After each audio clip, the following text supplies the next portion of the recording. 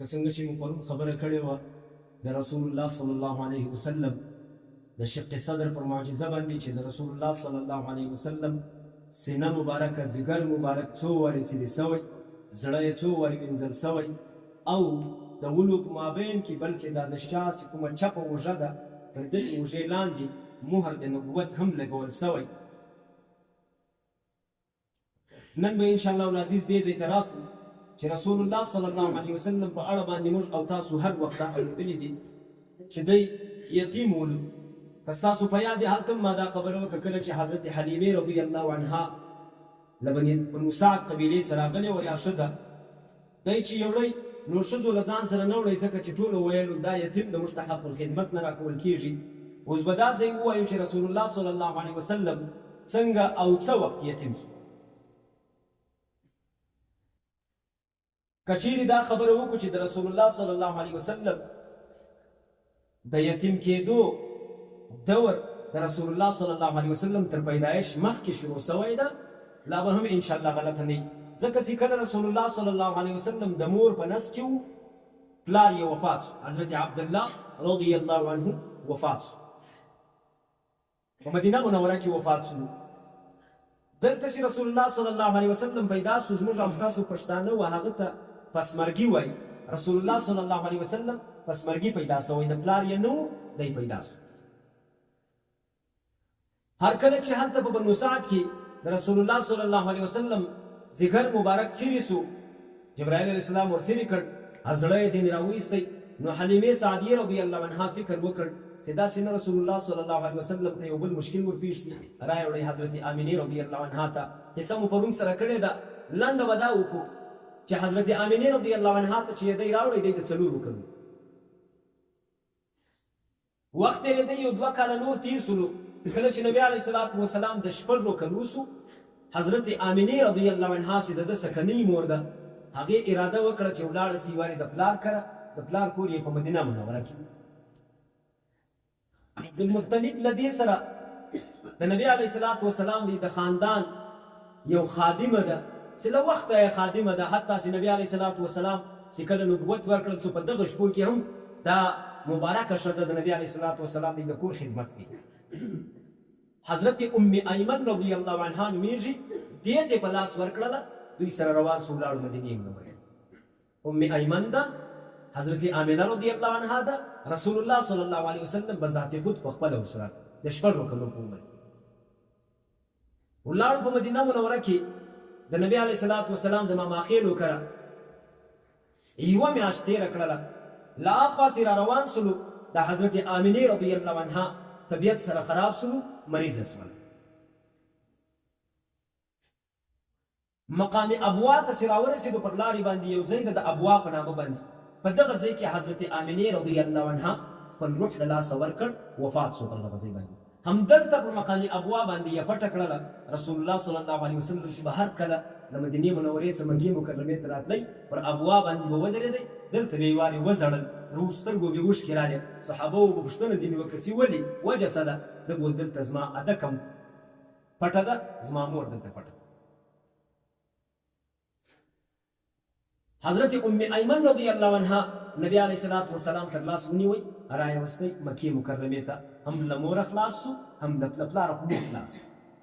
یتیم سو. الم یجدک یتیما فآوا، الله جل شانه په قرآن کې فرمایي نبی علیه الصلاة وسلام ته الم یجدک یتیما، آیا ته الله تعالی یتیم نه دی پیدا کړی؟ یقیني یتیم پیدا کړی. مکې مکرمې ته یې راوستی، عبدالمطلب ته یې حواله کړه. عبدالمطلب د نبي علیه الصلاة وسلام کفالت په خپله شروع، د نبي علیه الصلاة وسلام پالنه او پرورش عبدالمطلب په خپله شروع. عبدالمطلب چونکې د مکې مکرمې متولي ده، که دا خبره وکړو چې د مکې مکرمې د ټولو قومو سردار اعلی ده، نه به یې غلطه، سردار اعلی ده په مکه مکرمه کې. د دا کعبې معظمې وسایې ته عبدالمطلب ته یو فرش اواریږي، پر دغه فرش باندې عبدالمطلب کښېني. د عبدالمطلب چې څه زامن دي دا ټول زامن چې راسي د فرش څخه لاندې کښېني، داسې شاوخوا ورته کښېني، پر دا فرش باندې نه کښېني. لیکن محمد چې کله راسي د 6 کلو عمر یې ده، چې راسي پر دا فرش باندې کښېني، دا فرش باندې ناسي. یو وخت کې داسې پیښه وسي یو زوی یې ورته ووایي خپل وراره ته چونکې محمد خو د دې وراره ده د عبدالمطلب زوی ورته ووایي محمد ته وایي محمد راشه وسه عبدالمطلب ورباندې رالی ورته وایي زما په دغه زوی باندې به کار نه لري ځکه چې زما د دغه زوی شان یو جلا شان حتی سې روایاتو کې راځي وایي عبدالمطلب به پر فرش باندې کښېنستی نبي علیه صلات وسلام یې راوغوښتی پر څنګ دې کښېنوي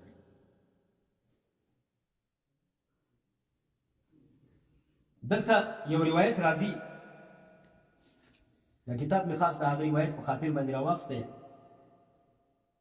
په ابن هشام کې او په عیون الاثر کې او په مستدرک حاکم دا درې سره کتابونه دي دا د کتابونو باندې سیرت ابن هشام عیون الاثر مستدرک حاکم په دغه کې یو سړی روایت را نقل کړی ده کندیر ابن سعید په نامه باندې له خپل پلار روایت را نقل کوي وایي زما پلار ویل زه په زمانه د جاهلیت کې حج ته ولاړم تر اسلام مخته حج ته ولاړم حج ته چې ولاړم پر دا کعبه معظمه باندې یو سړی ده طواف کوي په حالت د طواف کې دی دا شعر وایي دا شعر ته غوښتي رد الی راکبي محمدا یا رب رده واصطنع عندي یدا دغه شعر وایي او په کعبه معظمه باندې راګرځي د دې شعر مقصد څه دی معنا یې څه ده معنا یې دا ده رد الی راکبي محمدا ما ته بیرته راولې زما سپور محمد سي تللی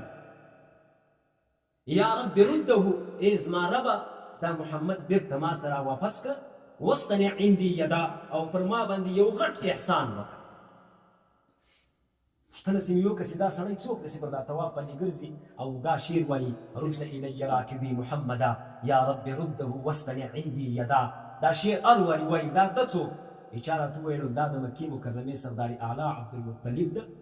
د ده یو لمسی ده د محمد په نامه باندې هر کار چې ده په لاس ورکړی ده محمد هغه کار تر پایه رسولی نیت پرېښی په نیمه کې د ده یو وښه ورکه ده محمد یې په هغه وښه پسې لېږلی ده ډېر وخت یې کېږي چې محمد ورک ده په هغه وښه نه ده راغلی نه محمد راغلی ده دی دلته فکرجن ده چې داسې نه محمد پر یو بله خوا تللی ورک سوی دی یا لیوانو خوړلی یو ساعتکی وروسته لا خوا یو کوچنی را روان ده وښه یې نیولې ده رسۍ یې په غاړه کې ور اچولې ده هغه یې تر لاس رسۍ نیولې ده را روانه کړې ده راغی خپل نیکه ته نیکه داسې تر لاس پر واړوئ غېږې ته یې داسې راټینګ کړئ ورته ویې ویله ویل محمده له نن وروسته بیا زه تا له ځانه نه کم بېل دا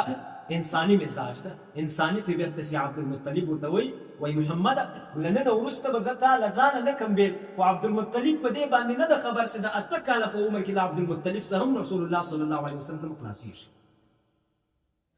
چې نبي علیه صلات وسلام د 8 کلو سو عبدالمطلب چې د ده نیکه ده دم له دنیا څخه سترګې پټې کړې ولاړ له موره له پلاره له نیکه له ټولو څخه خلاص شو عبدالمطلب چې کله وفات کېدی د رسول الله صلی الله علیه وسلم کفالت یې د نبی علیه صلات وسلام سکنی ورور اکا عیني اکا په دې ځای باندې سر د خلاص کړم عیني اکا ابو طالب ته یې په لاس ورکړې چې د محمد کفالت د محمد پالنه به ته کوې دغه ابو طالب د نبی علیه صلات وسلام د پلار د عبدالله عیني ورور ده دا ورونه چې کوم دي 3 قسمه دي یوه ته عیني وایي یوه ته علاقي وایي یوه ته اخیافي وایي زده یې کوي ګورئ عیني ورور هغه ته وایي چې په مور او په پلار په دواړو سره ګډ او اخیافي ورور و دې ته وایي چې په مور باندې سره ګډ دي په پلار نه دي سره ګډ علاقي ورور بیا دې ته وایي چې په پلار سره ګډ دي په مور نه دي سره ګډ نو عبدالله چې کوم و هغه د ابو طالب عیني ورور ده په مور او پلار په دواړو سره ګډ دي ابو طالب ته یې کفالت په لاس ورکړ ابو طالب داسې کفالت کړی ده داسې مینه او محبت یې ورسره کړی ده چې تاریخ ګواه ده چې چا له خپل زوی له خپل ورور له خپلې لور له خپل سکني اولاد سره دونه مینه او محبت نه ده کړی لکه ابو طالب چې له خپل وراره سره کړی د محمد او د خپل اولاد په مابین کې فرق خو پرېږده چې ده دې کړی وای محمد یې تر خپل اولاد ډېر نازولی ده خو دا بیا متاسفانه بدبختي وله چې ابو طالب ته الله تعالی د ایمان قدرت نه کوي ور ابو طالب په برخه کې ایمان نه و لیکل سوی له دنیا څخه بې ایمانه کړ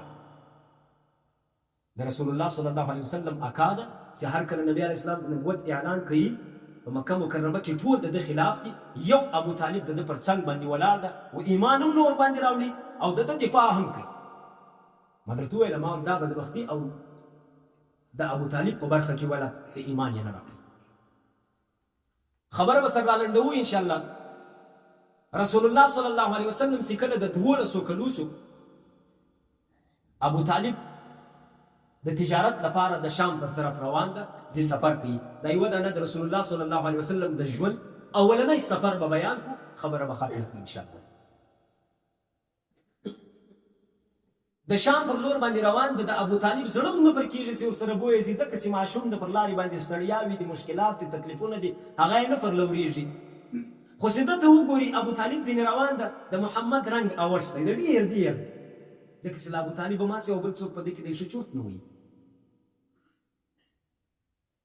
ابو طالب بېرته تر لاس ونیوی چې راځه. محمد یې له ځان سره روان کړي، مخته چې ولاړو، روان دي د شام پر طرف باندې روان دي.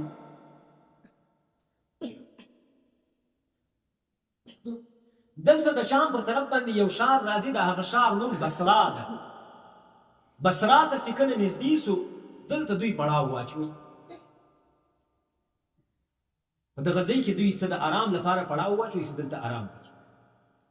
په دغه ځای کې یو کلیسا ده، له دغې کلیسا څخه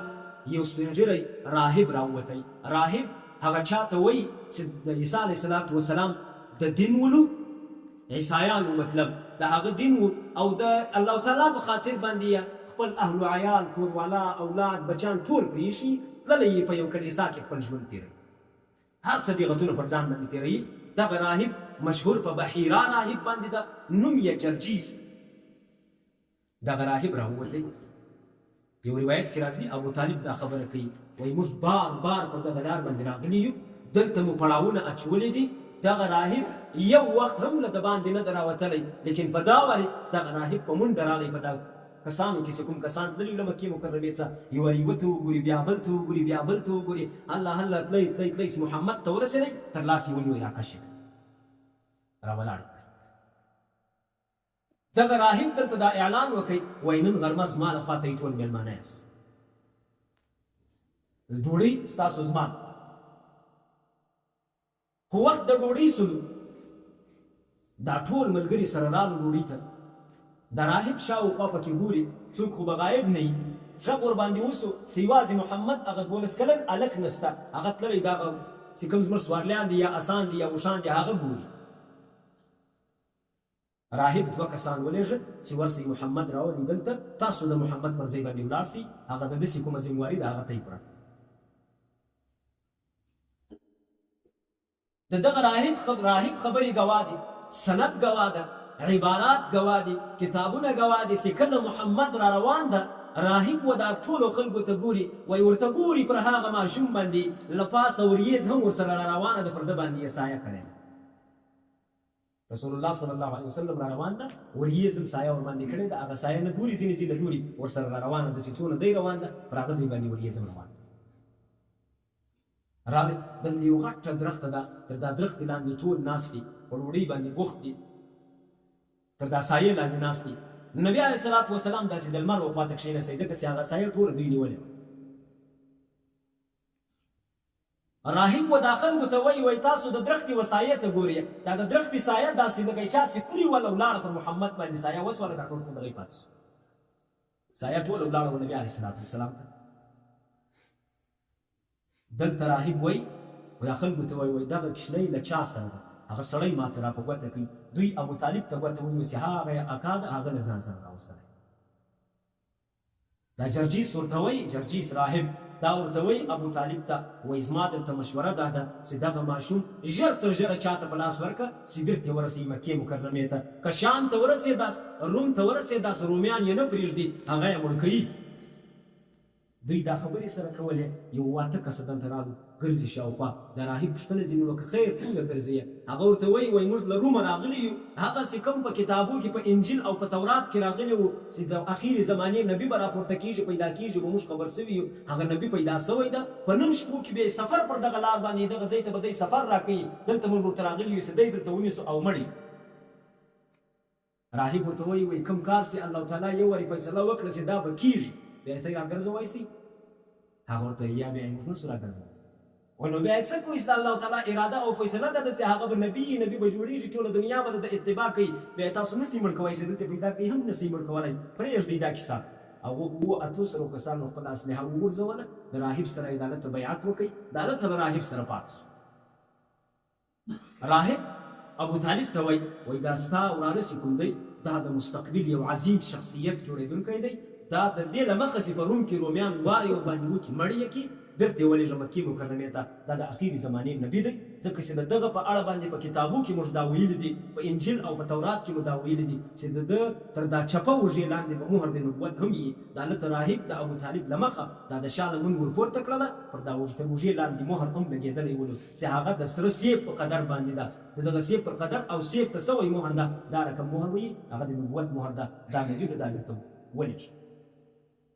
ابو طالب بیرته رسول الله صلی الله علیه وسلم ابو بکر او بلال ته په لاس ورکړي وایي بوځي مکې مکرمې ته دوی بیرته راوستی رسول الله صلی الله علیه وسلم مکې مکرمې ته دا د رسول الله صلی الله علیه وسلم د ژوند اولنی سفر و چې د وکړي هغه هم په نیمۍ کې بیرته پاتې شولو په نیمۍ کې پاتې شو د بحیرا راهب جرجیس په وجه باندې چې هغه دا هدایت ورته وکړ تاسو دا سفر پرېږدئ محمد بیرته ولېږي خوند کوي دا کیسې